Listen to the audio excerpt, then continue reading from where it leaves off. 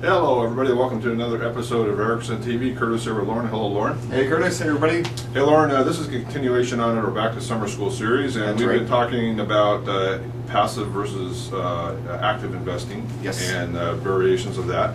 So just not by coincidence, I don't think, but so we just finished the halfway mark of the calendar year, right? June 30th, and there's this organization called SigFig. Never heard of them before, but what they have done is they're able to have access to 500,000 investors nationwide online and track their investing habits. Oh, okay. Interesting. And with total assets of $200 billion, so it's pretty significant. Yeah. So the interesting thing is they broke it out between buy and hold investors, and then which is less than 10% turnover. Right. And then they went up to very active.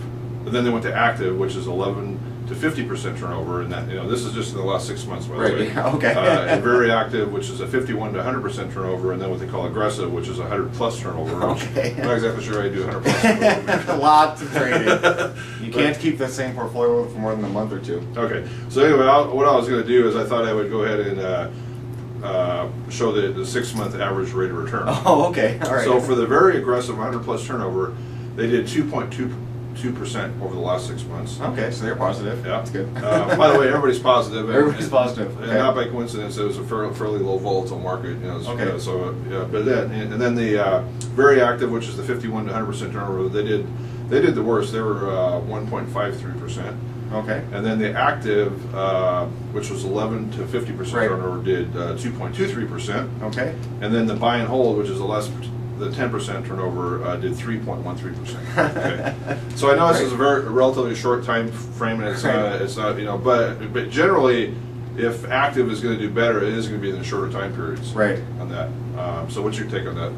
and before we finish, I have a really interesting thing about this active trading, but I just want to get your take on this little piece of it. Yeah, I think it's an interesting example of, in most cases, those very aggressive investors.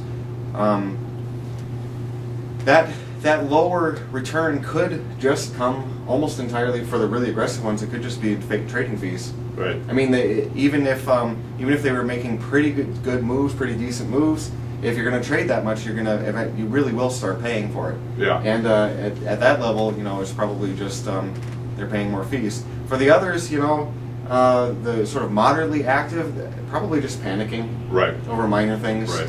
That don't really need to be worried about. The one thing this doesn't talk about is what they're actually holding in their portfolio. My guess is a lot of these people are holding individual stocks, not just yes, too, right, yeah. So that thing. All right, well, let's go ahead and end this episode of Erickson TV, and we'll see you next time. Bye now. See you next time.